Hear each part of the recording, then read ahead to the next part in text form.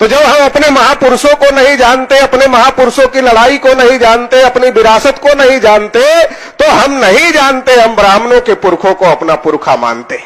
क्योंकि हमें पढ़ने का अधिकार मिला, मगर हमें क्या पढ़ना है ये जो तय करने का अधिकार है, ये अधिकार आज भी हमारे पास में नहीं है, ये ब्राह्मणों के पास में है। तो ब्राह्मणों ने जो पिछड़े वर्ग के पुरखों ने जो आंदोलन चलाया उसे दलित आंदोलन कहा।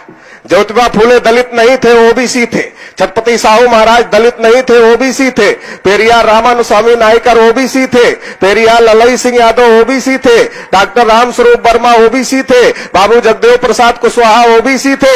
ऐसे बहुत सारे महापुरुष हुए जिन्होंने इस व्यवस्था को उखाड़ फेंकने के लिए लड़ाई लड़ा।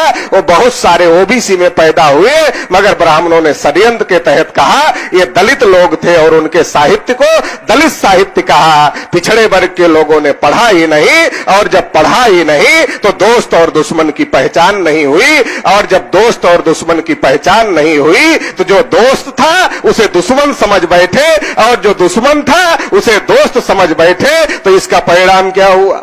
इसका परिणाम यह हुआ कि आज की तारीख में देश में जानवरों की गिनती होती है, कुत्ते बिल्ली की गिनती होती है। अभी भारत सरकार का फिर आदेश आया कि जानवरों की गिनती होने वाली है। देश में कुत्तों की गिनती होती है, मगर ओबीसी की गिनती नहीं होती।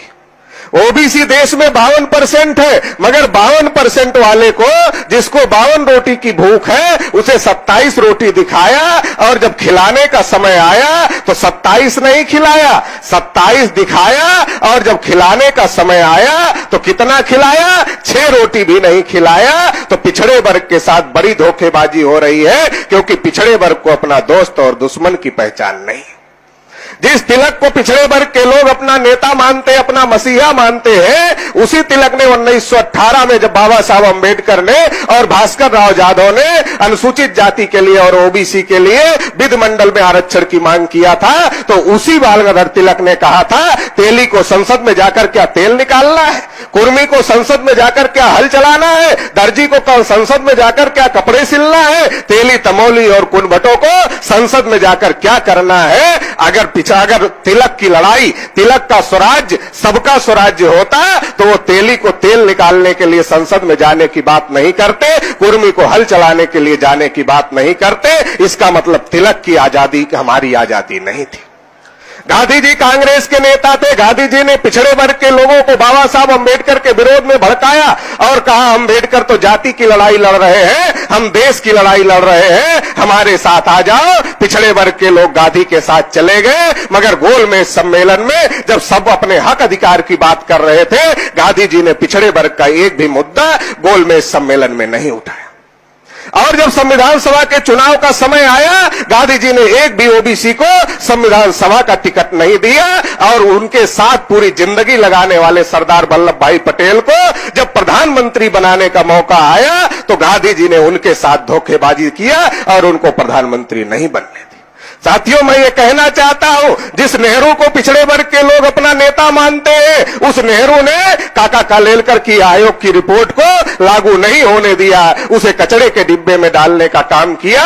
तो अभी तक पिछड़े वर्ग के लोगों को गुमराह किया गया, पिछड़े वर्ग के लोगों को लड़ाया गया। कांग्रेस के ब्राह्मणों ने पिछड़े वर्ग के साथ धोखेबाजी किया, भाजपा के ब्राह्मणों ने भी पिछड़े वर्ग के साथ धोखेबाजी किया। कांग्रेस की भी केंद्र में सरकार रही, बीजेपी की भी केंद्र में सरकार रही, और दोनों ने पिछड़े वर्ग के साथ धोखेबाजी किया।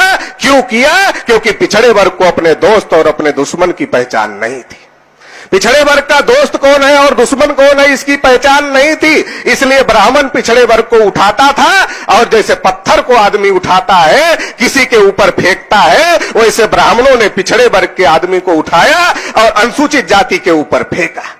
पिछड़े वर्ग को उठाया, अनुसूचित जाति के ऊपर फेंका, लड़ाई हो गई अनुसूचित जाति और पिछड़े वर्ग में। ब्राह्मण तमाशा देख रहा है। फिर पिछड़े वर्ग के आदमी को उठाया, मुसलमानों के ऊपर फेंका, लड़ाई हो गई मुसलमान और पिछड़े वर्ग में। ब्राह्मण तमाशा देख रहा है। तो बहुत दिन तक हम लोग पत्थर बने रहे ब्राह्मणों के हाथ का, वो हमको फेंकते रहे और हम तमाशा देखते रहे। इस देश में पिछड़े वर्ग का कोई नेता नहीं है जो पिछड़े वर्ग को उनका सही इतिहास बताकर जागृत करने का काम करता हो। इस देश में एक अकेले माननीय वामन मेश्राम साहब है जो दिन प्रतिदिन डेली और डेली पिछड़े वर्ग को जागृत करने का काम करते हैं, पिछड़े वर्ग को जगाने का काम करते हैं। और माननीय वामन मेश्राम साहब की मेहनत की वजह से आज ये बात सबके सामने आ गई है। ब्राह्मणों ने 2 बार शेड्यूल कास्ट के विरोध में बंद का आह्वान किया, एक भी पिछड़े वर्ग का आदमी उनके पास में नहीं, एक भी पिछड़े वर्ग का आदमी उनके पास में नहीं गया।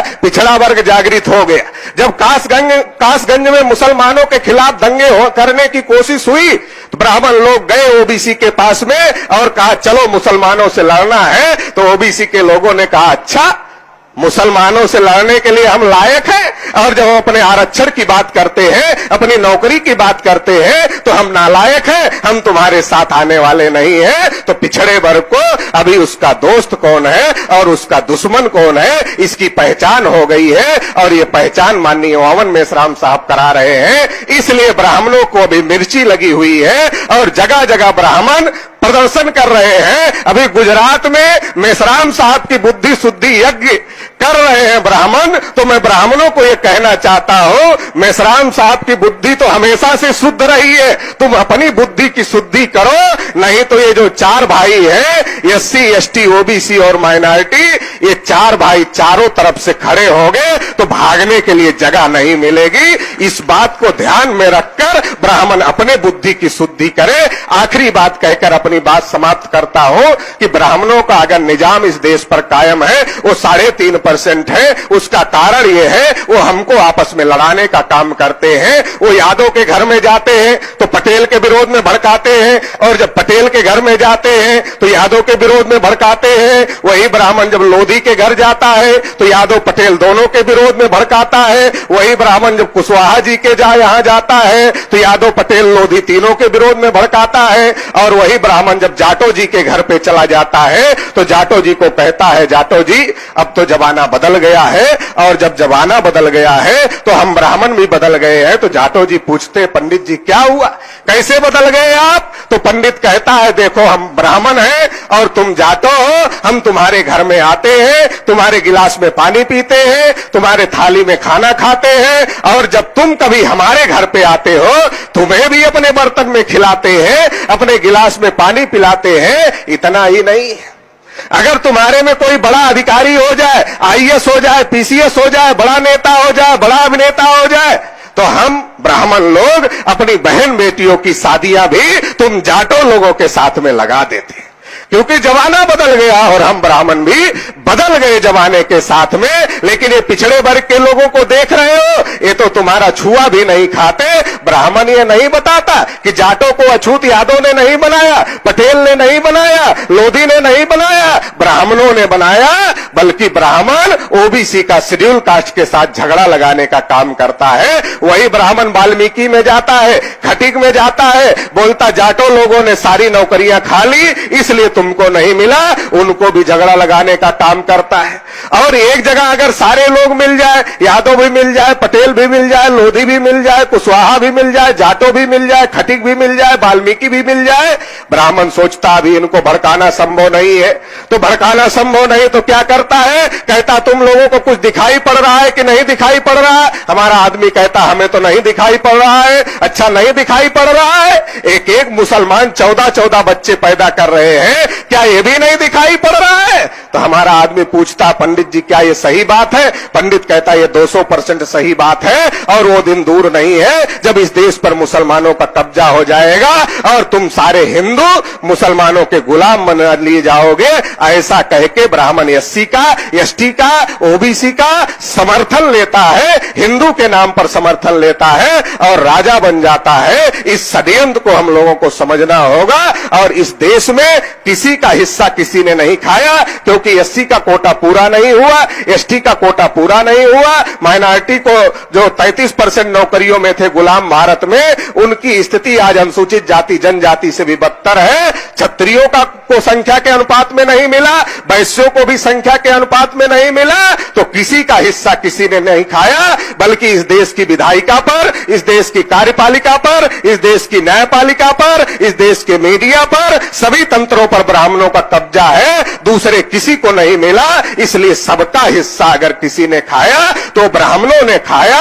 आज तक हमने सुना सबका मालिक एक है, मगर हमें यह भी ढूंढना होगा अगर हम सबके हालात खस्ता है तो सबका दुश्मन भी एक होगा, और वो दुश्मन एक है, वो है ब्राह्मण। ब्राह्मणों ने इस देश में नाइंसाफी का निजाम कायम किया हुआ है, और जो नाइंसाफी का निजाम ब्राह्मणों ने कायम किया हुआ है उसे अलग अलग SC ST OBC माइनॉरिटी के लोग लड़कर अलग अलग लड़ेंगे, पीटे जाएंगे, अलग अलग लड़के इस ब्राह्मणों के नाइंसाफी के निजाम को खत्म नहीं किया जा सकता।